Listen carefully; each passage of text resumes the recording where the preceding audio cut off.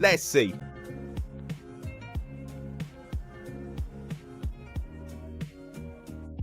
God, what a smell! Well, besides talking to you about the characteristic smell of garlic in this video, I want you to know the benefits proven by science, because it's one of the plants used since ancient times by all our ancestors. What benefits does it hide? How should you prepare it to get all its potential? And mind you, I'm not a chef, it's not one of those videos. I'm Dr. Ricardo Freile, a clinical cardiologist, and join me in this video so you can discover all its secrets, enigmas, and interesting things you should know about garlic consumption that can help your health. If you want to know this and many other things, I recommend staying until the end. So, let's go.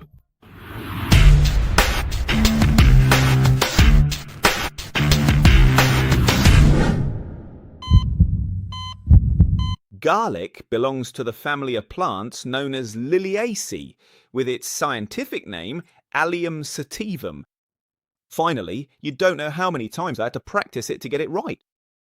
But anyway, you should know that millennia ago, for example, since the time of the Egyptians, garlic was used by workers to improve their defences, for strength, to be able to build the pyramids. In the times of Rome and Greece, a famous doctor, Galen among others, used it, for example, to fight parasitic infections of the intestine, bacterial infections, as a fungicide, and for lung diseases. Later, in the medieval era, it was one of the home remedies most used by everyone.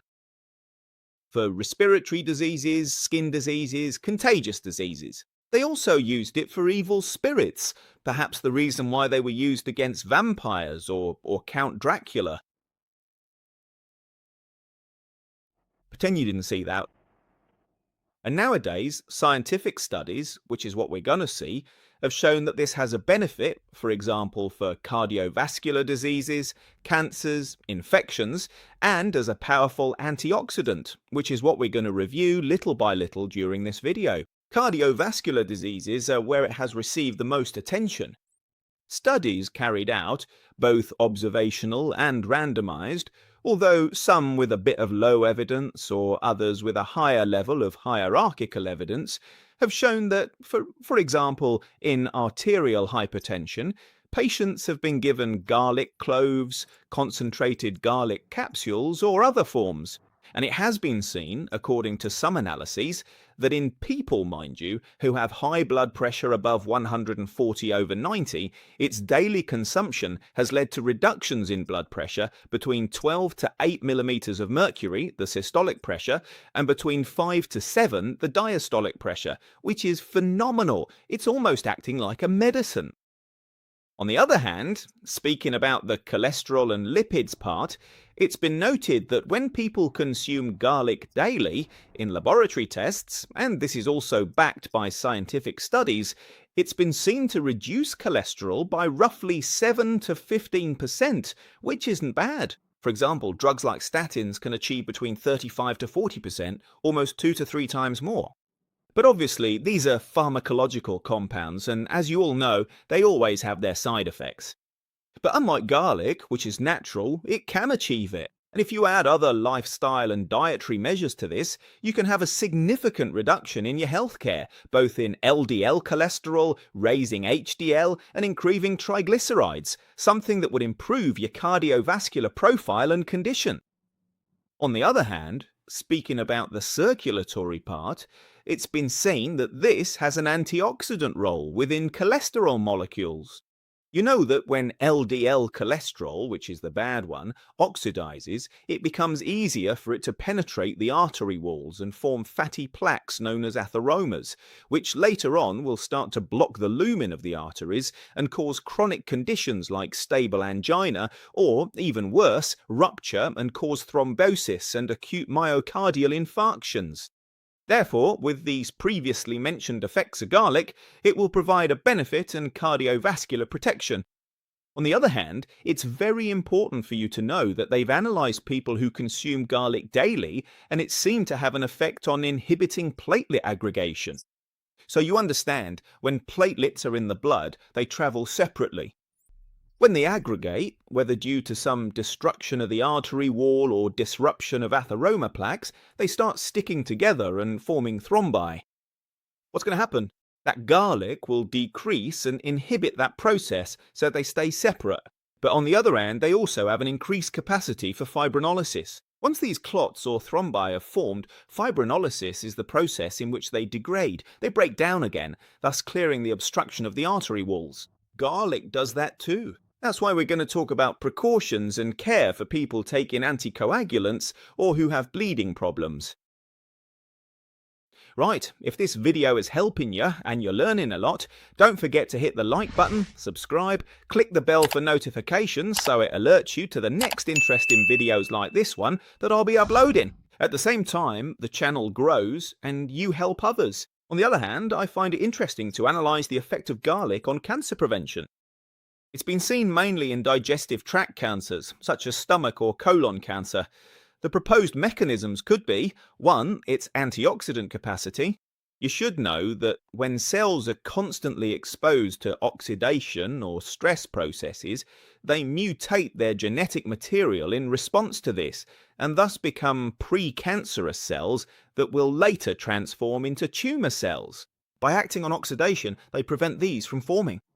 But, on the other hand, it's also said that they can increase apoptosis, which is programmed cell death, in which the cell stops its genetic growth and self-destructs, thereby helping in the fight against cancer. Scientific societies, mainly the World Health Organization, have stated that garlic consumption, given its benefits according to some studies, should be included in every diet we follow, because it has low toxic effects and its health benefits can be very significant. Time for a cultural moment.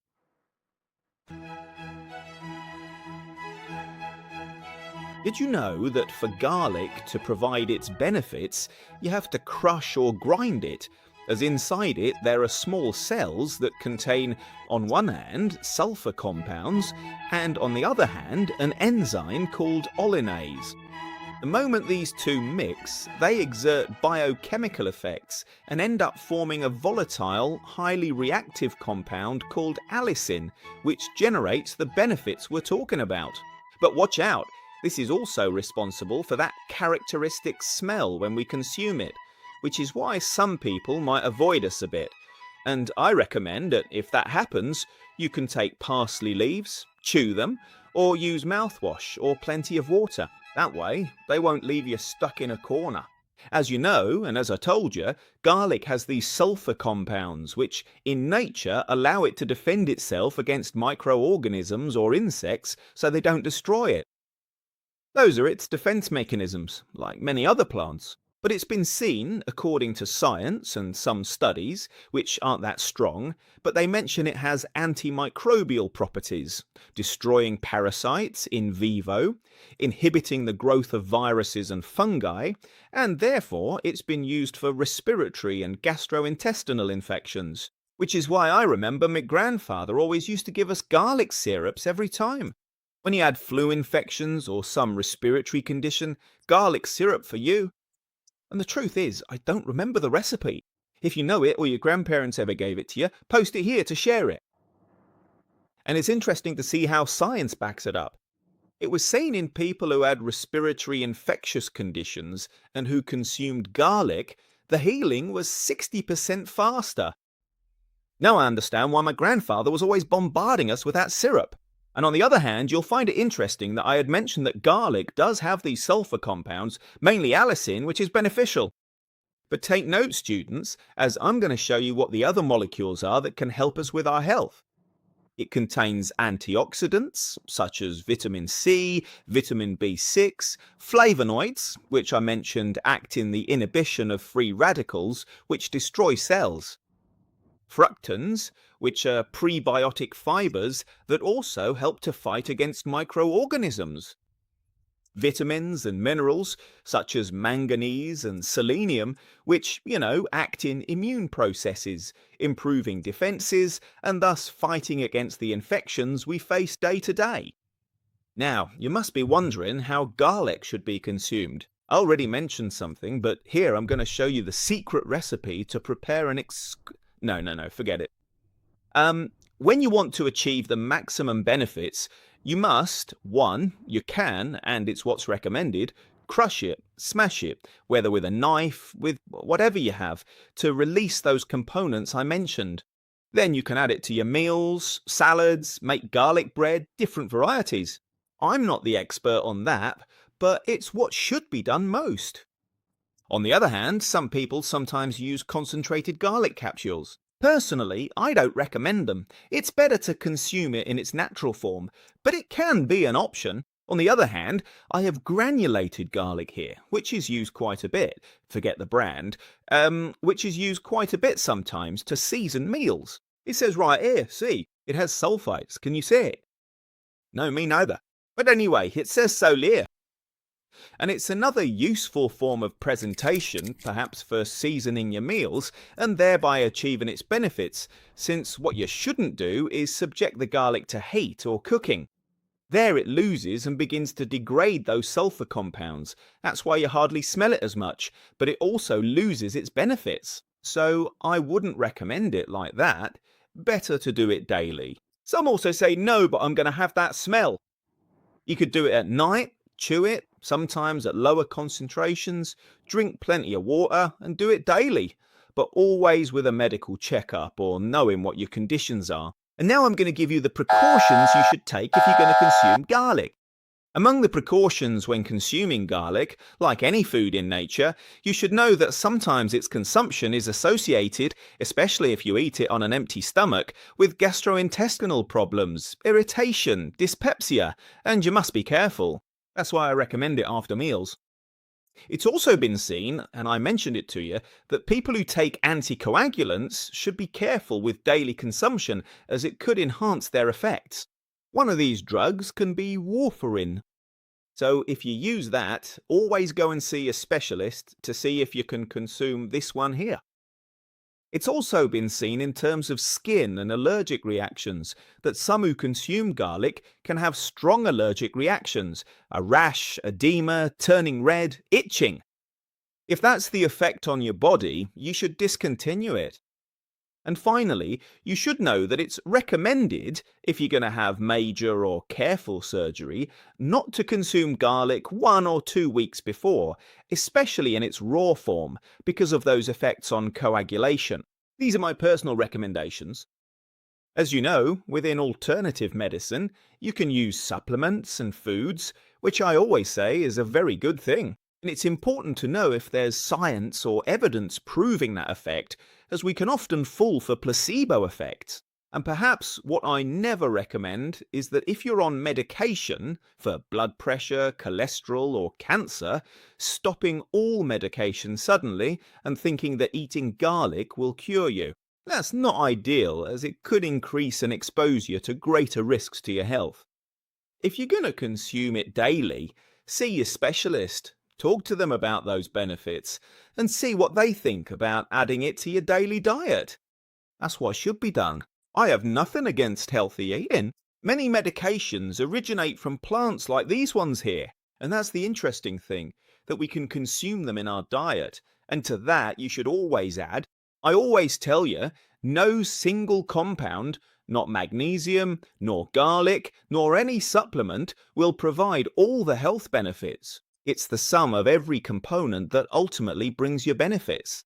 And that's the smart approach we must take when discussing these compounds with our medication, as the goal is for you to always be healthy, well cared for, and adopt good daily habits for your health, so you have quality and quantity of life.